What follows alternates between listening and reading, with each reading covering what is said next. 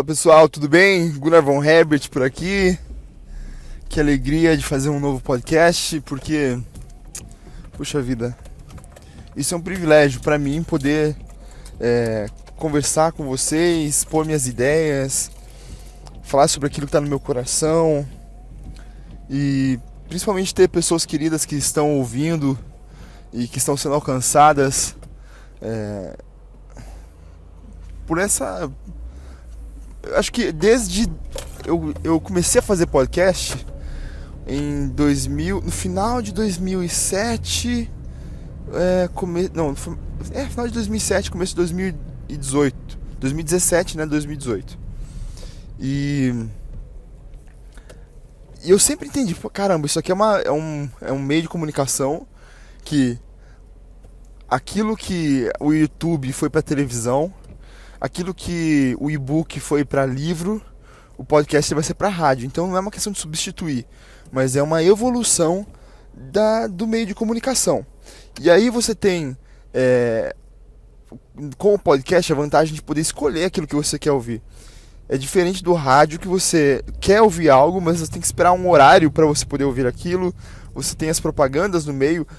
Obviamente que nos podcasts também tem as propagandas no meio, porque a gente ainda não está trabalhando com nada nesse sentido, que não é o intuito inicial, mas é legal você saber que existe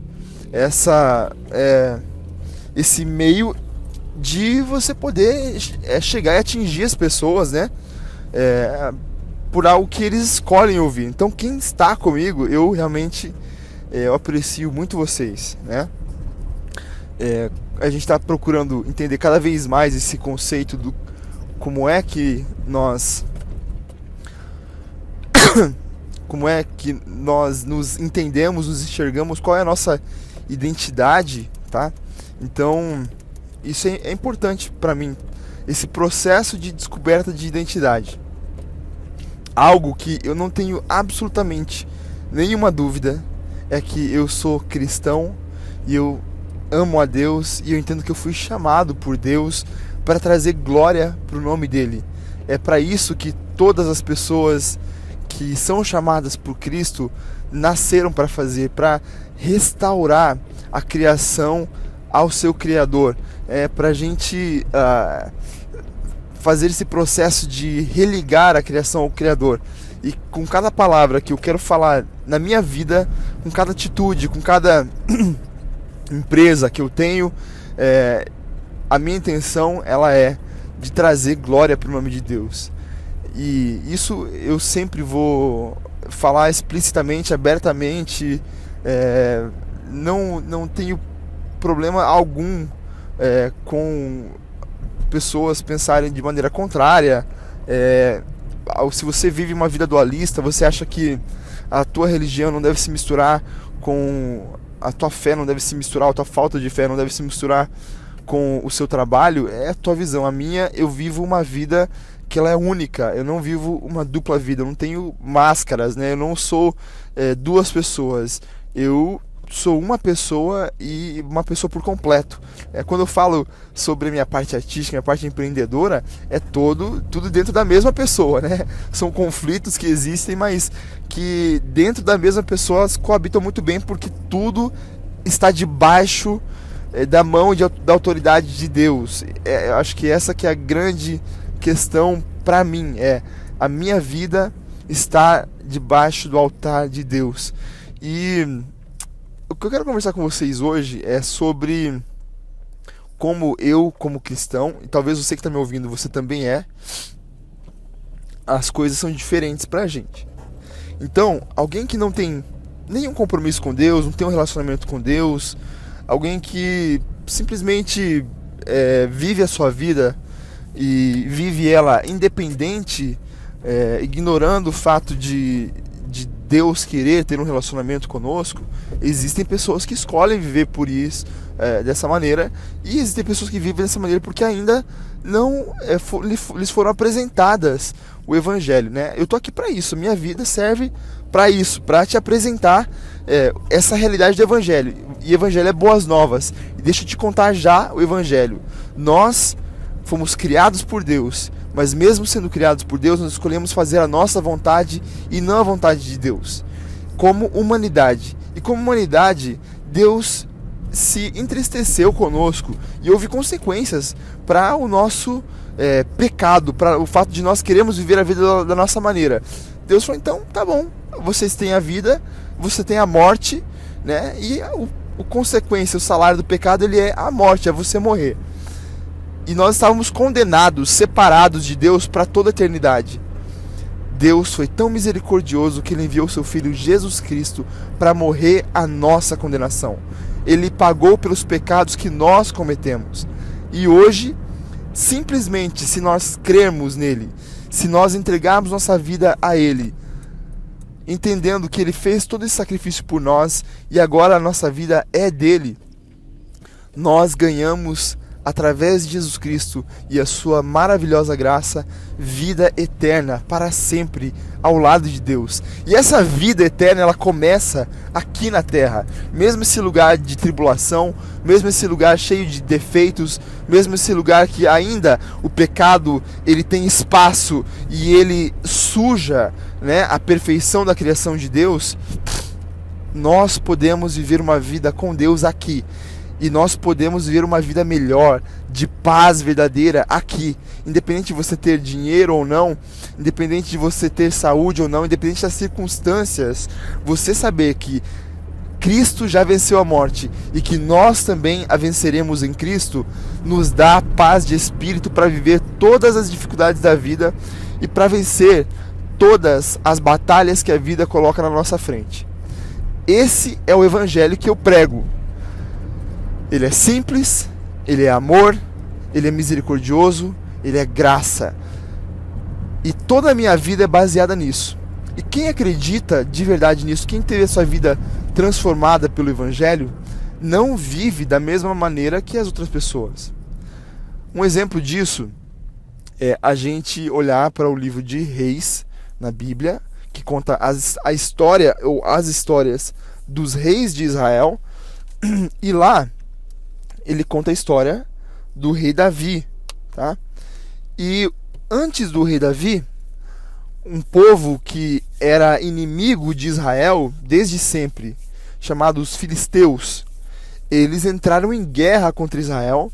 E nessa guerra, Israel, que estava longe de Deus, desobediente de Deus, onde os seus sacerdotes haviam pecado, o sacerdote Eli e os seus filhos os filhos de Eli haviam corrompido a casa do Senhor como sacerdotes, e ele, como pai, ele não teve uma mão firme, não teve uma atitude firme para com seus filhos, e Deus castigou o povo de Israel, ou permitiu o castigo sobre o povo de Israel, porque eles estavam distantes dele.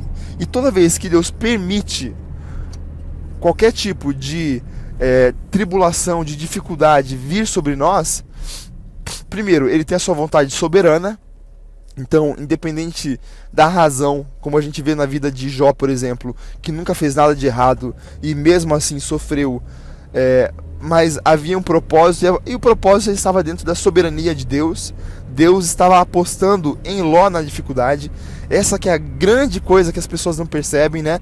Quando o diabo disse, Deus, olha lá Jó, desculpa, falei Ló, né? Olha lá Jó, e ele tem riqueza, ele tem família, ele tem saúde, quem que não seria fiel a você tendo tudo isso? E Deus fala, pois você pode tirar tudo dele, só não toca na vida dele. E realmente, tudo na vida de Jó se desgraçou. E ele permaneceu fiel. Então Deus estava apostando em Jó. Então, muitas das vezes, quando a gente não entende o porquê do nosso sofrimento, é porque Deus está apostando em nós. Porque o mundo em nossa volta, assim como os amigos de Jó foram tentar entender qual que era a razão do sofrimento dele, e eles não conseguiram chegar a uma conclusão, o mundo em nossa volta está nos olhando e está olhando para a nossa dificuldade, para a nossa vida muitas vezes de sofrimento, e a maneira como nós respondemos a isso traz glória a Deus. Agora, muitas das vezes nós nos afastamos de Deus, e ao nos afastar de Deus, não é que Deus vai lá e te castiga, mas você está longe de Deus, longe da proteção dele. Por mais que ele te ame, por mais que ele seja um pai cuidadoso, assim como nós vemos no exemplo do filho pródigo, nós sabemos que se você está distante da casa e da proteção do pai, você está vivendo pela sua própria sorte. E aí, o mundo é cruel, e o mundo nos faz sofrer. E os filhos de Deus, eles não podem viver da mesma maneira que o mundo vive. E o povo de Israel estava vivendo da mesma maneira como o mundo todo estava vivendo, adorando deuses, profanando a casa do Senhor, profanando o nome do Senhor, desobedecendo as suas leis. E Deus, então, permitiu que eles fossem derrotados pelos filisteus, e nessa derrota eles levaram aquilo que eles entendiam que era o símbolo da presença de Deus em Israel, que era o quê? A Arca da Aliança.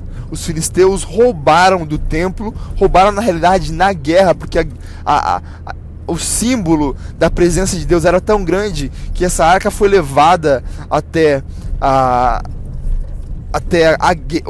batalha, porque se Deus estivesse com eles, simbologicamente, eles então entendiam que eles estariam em vantagem contra o seu inimigo. Mas Deus já havia os deixado, porque eles haviam o deixado primeiro. E então, na batalha, os filisteus roubaram a Arca da Aliança. E Davi, quando se tornou rei, uma das primeiras coisas que ele fez foi ir em batalha contra os filisteus para resgatar a Arca da Aliança. Na realidade, uma vez que os filisteus eles roubaram a Arca da Aliança e colocaram perante o seu Deus, misteriosamente, vamos colocar aqui entre aspas, porque a gente sabe que foi Deus e a presença de Deus quem fez com que isso acontecesse, a estátua do rei que eles adoravam, do Deus que eles, com D minúsculo, que eles adoravam, ela caía e ela se prostrava perante essa arca que representava então a presença de Deus, do povo escolhido, que era o povo de Israel, o povo escolhido por Deus para ser o seu povo. E eles ficaram com tanto medo que eles abandonaram essa arca. Eles procuraram se livrar dela o mais rápido possível. E Davi, ele então resgatou essa arca e ele a trouxe de volta. E no caminho de trazer de volta a arca, eu estou fazendo podcast, estou no carro aqui, não estou lendo a Bíblia, nada. Eu não estou lembrado do nome da pessoa, mas um dos soldados, um dos israelitas que estava vindo junto com Davi para trazer a arca de volta, em dado momento, como ela estava sendo trazida numa carroça e estava passando por um terreno desnivelado, ela tropeçou ou balanceou e foi para cair. No que ela foi para cair, alguém segurou a arca. E era proibido qualquer pessoa que não fosse da tribo de Levi tocar na arca. E essa pessoa que não era da tribo de Levi tocou na arca e instantaneamente morreu. Aí você vai pensar comigo, Gunnar, mas puxa, ia cair a arca de Deus. Ele estava fazendo algo bom. Por que é que ele morreu? Eu e você, que somos filhos de Deus, e isso é só para filhos de Deus.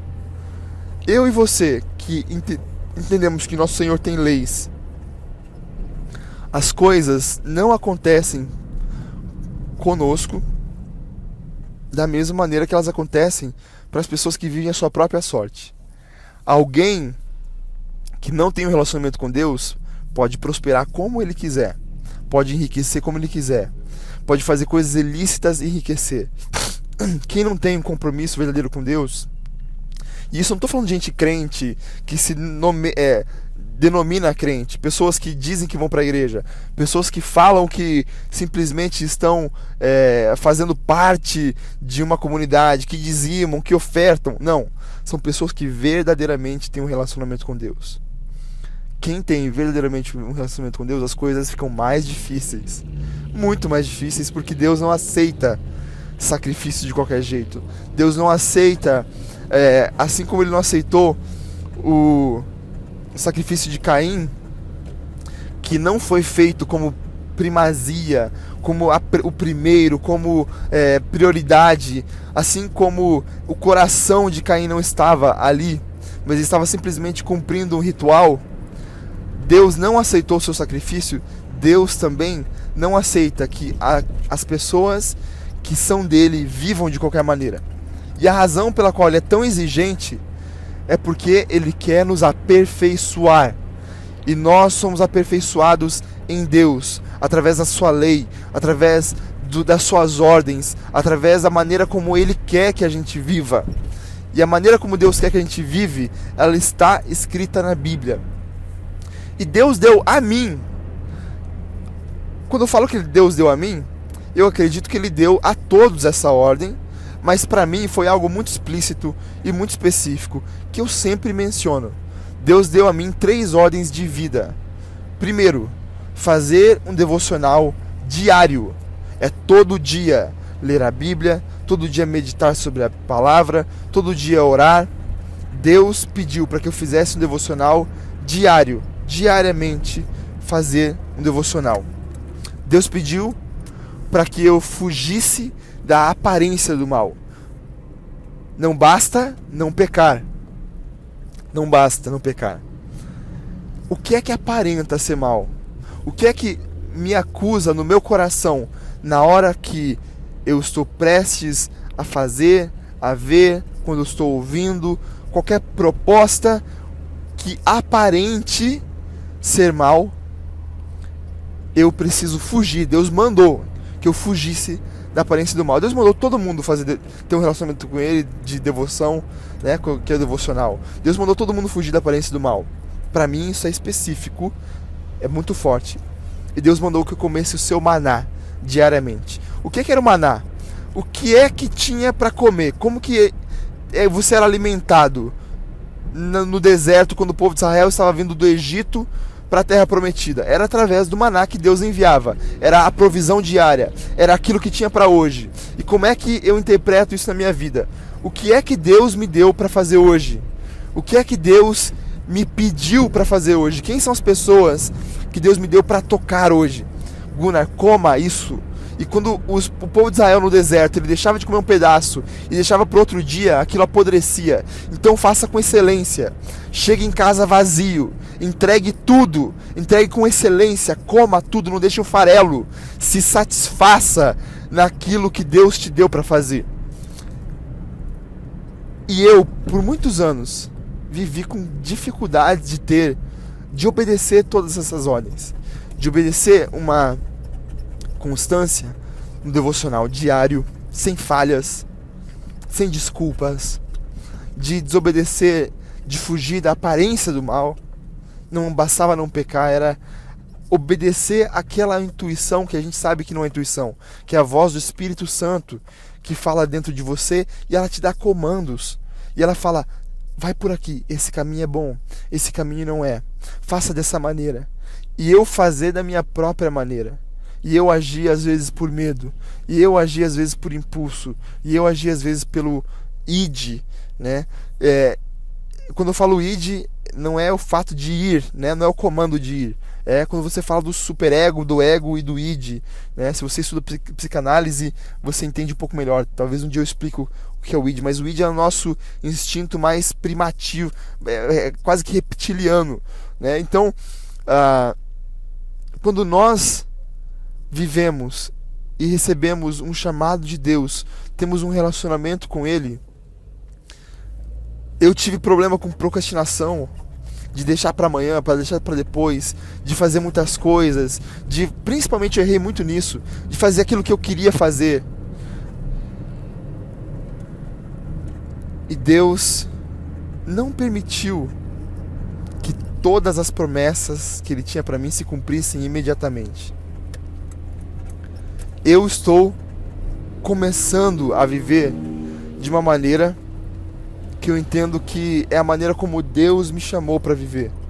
E isso demanda sacrifício, isso demanda esforços, isso é negação de mim mesmo, isso não é fácil, porque a carne ela luta contra o seu espírito. O tempo todo a sua carne, ela está lutando contra o seu espírito. Aquilo que você quer fazer está lutando contra aquilo que Deus quer que você faça. O tempo todo. Então, não é uma tarefa, não é uma decisão simplesmente. É uma batalha diária, que você se exausta, que no teu espírito você cansa, que você se fere. Mas essa é a beleza de servir a Deus. Ele diz que na vida no mundo nós teríamos tribulações, nós teríamos aflições. Ele nos avisou como seria aqui. A gente que é guerreiro já está preparado para isso tudo. E quem é guerreiro não tem medo de corte, não tem medo de ser furado, de tomar um tiro, não tem medo da morte. Porque nós já morremos para esse mundo e nós já vivemos em Cristo. Essa é a grande sacada de você viver para Cristo. Eu quero te encorajar hoje. Eu estou quase chegando aqui na franquia para começar meu trabalho, meu dia de trabalho. E eu estou orando para Deus. Deus, conquista através de mim. Faça em mim aquilo que tu quer fazer. Não me deixes fora dos teus planos. Os teus planos para o futuro, conta comigo. Eu desejo isso. Mas simplesmente desejar não vai fazer com que isso aconteça. Eu preciso obedecer a Deus. Ele faz aquilo que Ele tem que fazer e aquilo que Ele quer fazer. Eu preciso ter os meus ouvidos atentos para que na ordem dEle eu esteja pronto para agir como um bom soldado, como um bom servo. Não existe, querido, maneira melhor de se viver. Só que o mundo, ele é mentiroso e ele mente para você, te dizendo que existem outras maneiras que são mais fáceis de se viver. E realmente, até que a morte venha, existem maneiras que realmente são mais fáceis de se viver. Existem sim. O cara buzinou aqui pra mim, talvez você ouviu. O cara tá bravo aqui, ó. Tá nervosinho. Existem maneiras que são mais fáceis de se viver, sim. Agora, existe a maneira de quem quer ser salvo, que entende que nós éramos inimigos de Deus. Existe a maneira de viver grato por ter recebido a salvação. E é dessa maneira que eu quero viver. Eu quero viver a moda de Cristo, a maneira de Cristo. Eu quero viver como Deus quer que eu viva. Eu já não sou mais eu. Já não sou mais meu. Eu sou de Cristo. E entregar a minha vida a Cristo é saber que a minha vida está segura em suas mãos. Que eu sou salvo em Jesus Cristo.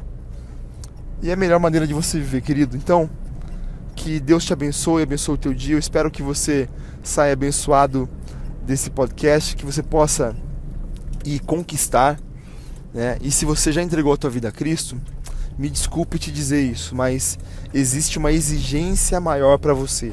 A graça, ela te dá mais responsabilidades. A graça não é irresponsável e ela não compactua com a responsabilidade. Pelo contrário, quando Paulo ele fala sobre a tão grande nuvem de testemunhas, quando ele falava sobre os heróis da fé, é justamente se essas pessoas que não conheceram a Jesus, a revelação perfeita de quem é Jesus Cristo, que é Deus encarnado, e eles creram, mesmo não vendo, e eles creram pela fé, como nós, que temos a revelação perfeita de quem Cristo é, não viveremos para Ele. Então viva para Cristo. Amém? Que Deus te abençoe, tenha um ótimo dia e até mais.